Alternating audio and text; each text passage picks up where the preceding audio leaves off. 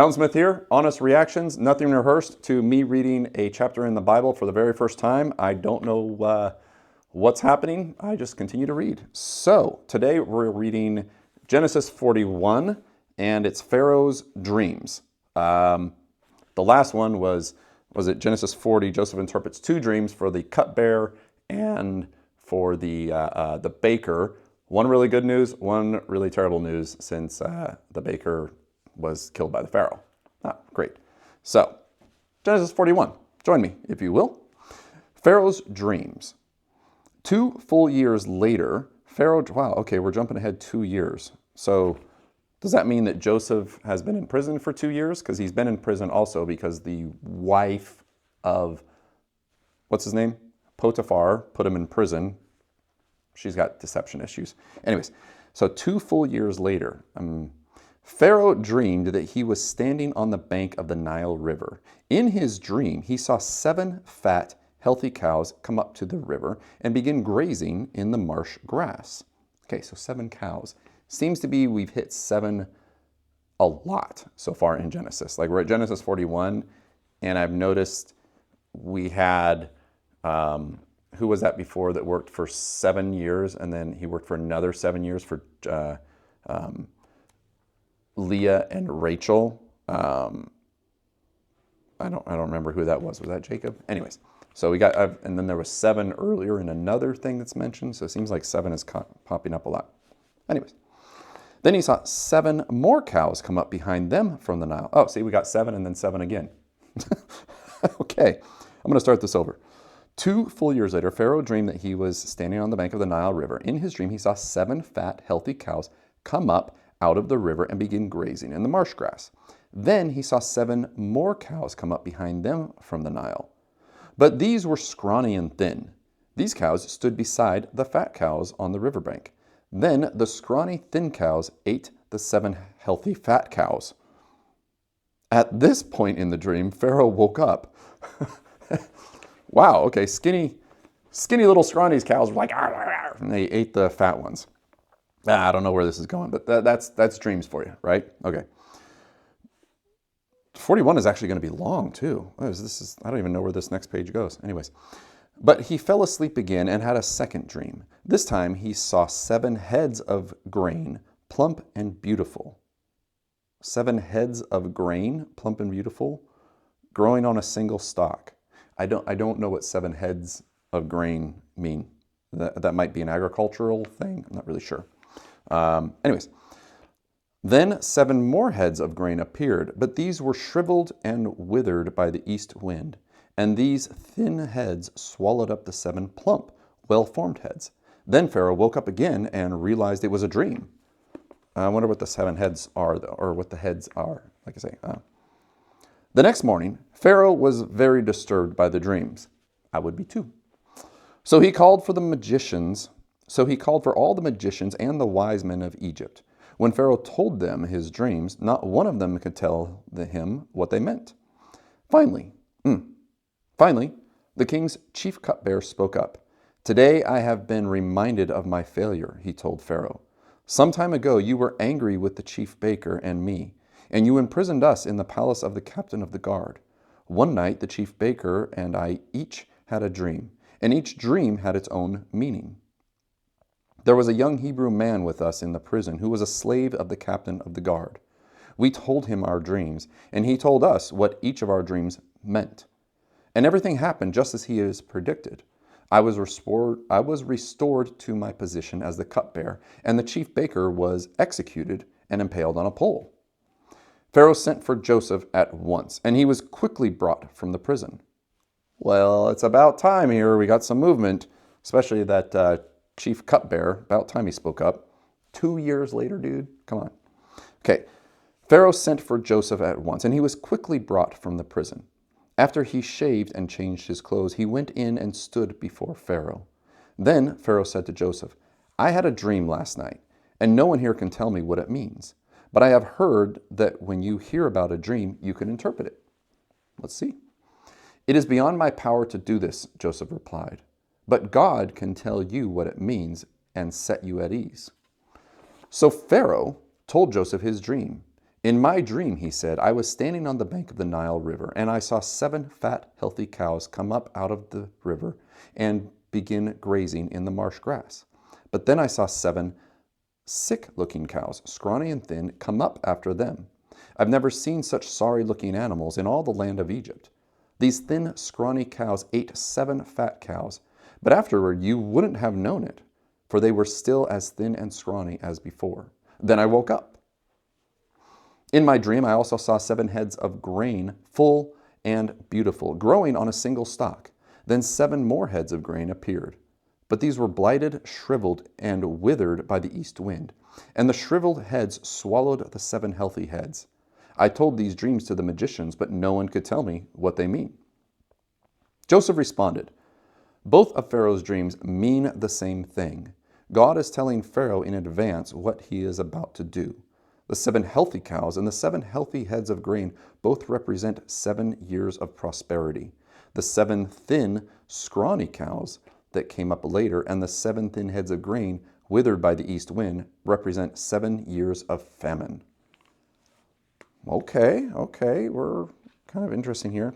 Seems like 7, because that's what happened before, like 7 years. Does 7 always mean 7 years? Because that's how long, I totally forget what his name was, had to work for Laban for, Leah and Rachel. So is 7 always going to be years?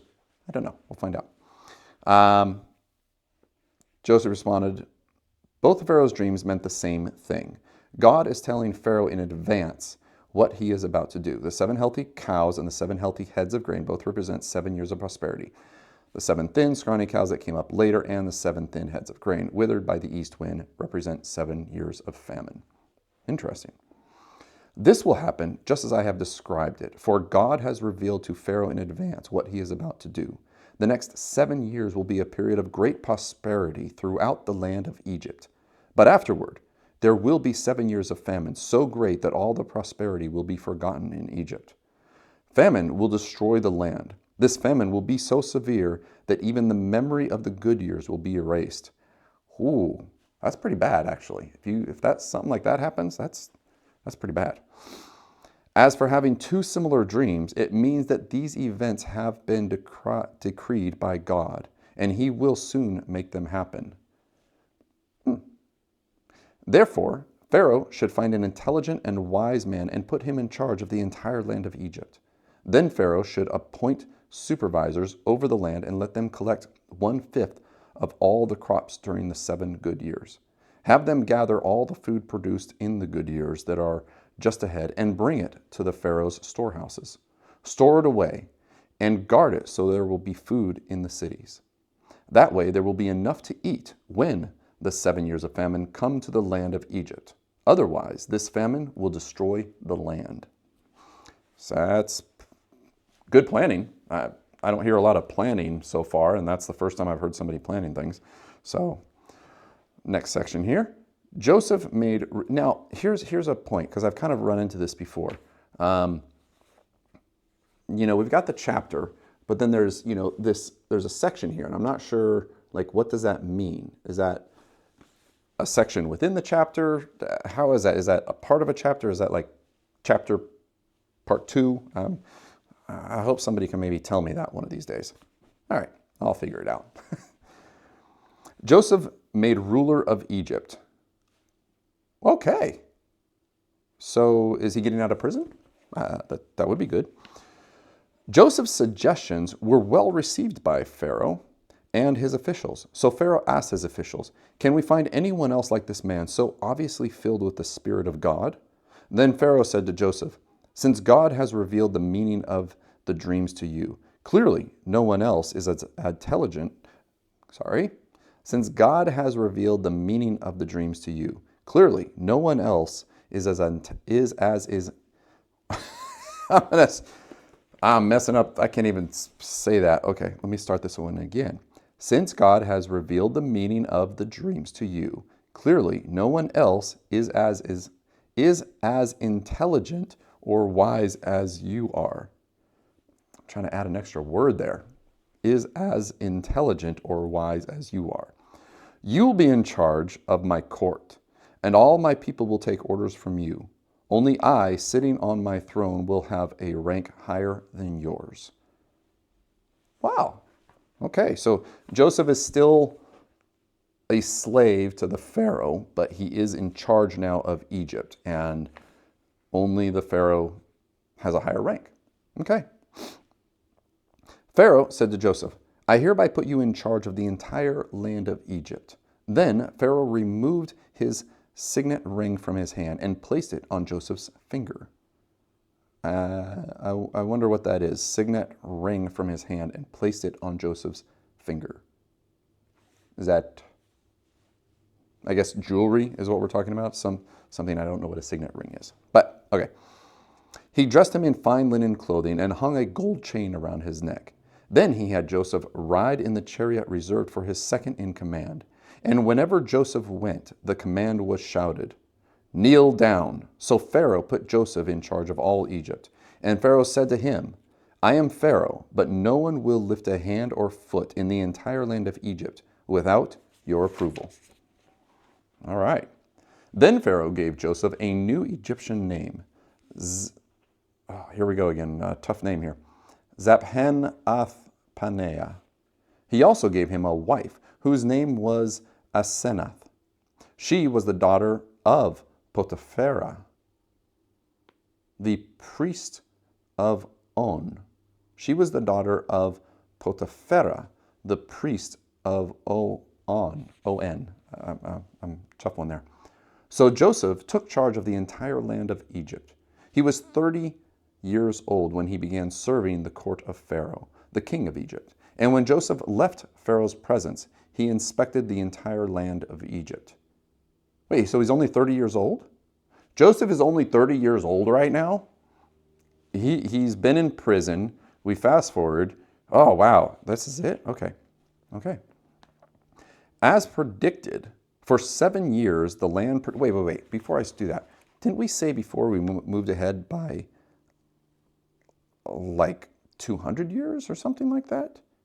Oh, no. Just 2 years was the Pharaoh's dreams. But I feel like when we back up, maybe not. Okay, so Jason, foreigner. Yeah, maybe not. Okay, continuing on.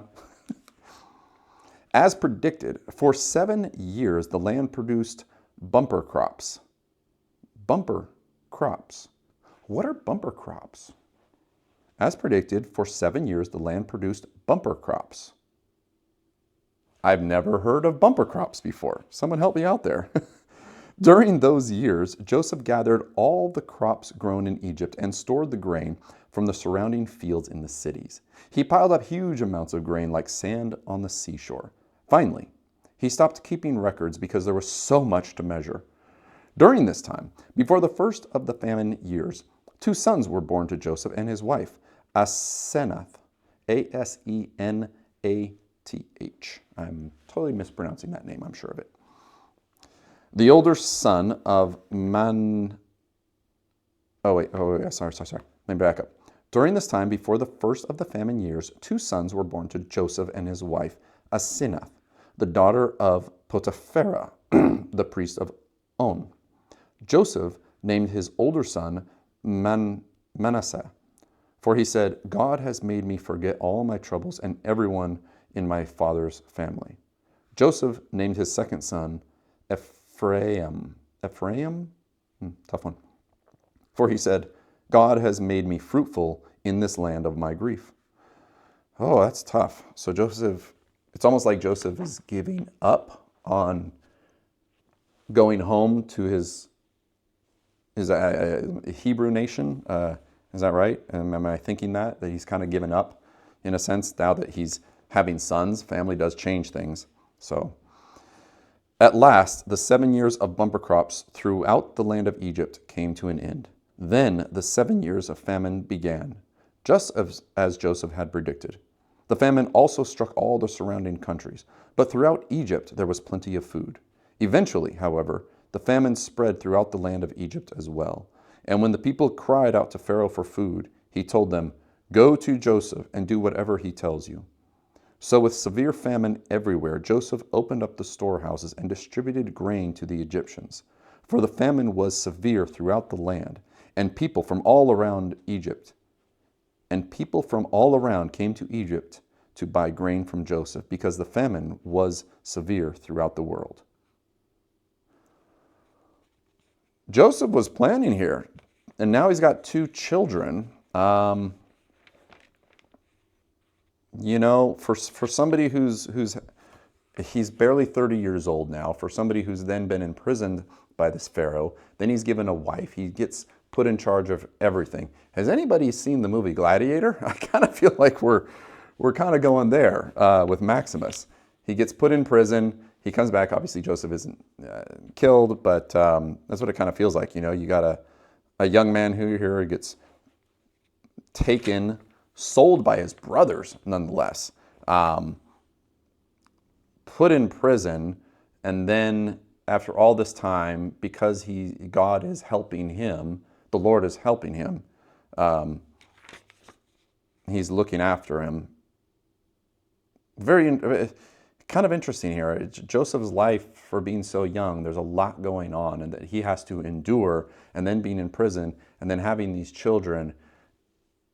He's having a connection here in Egypt, and he's caring for people, and this is an interesting one.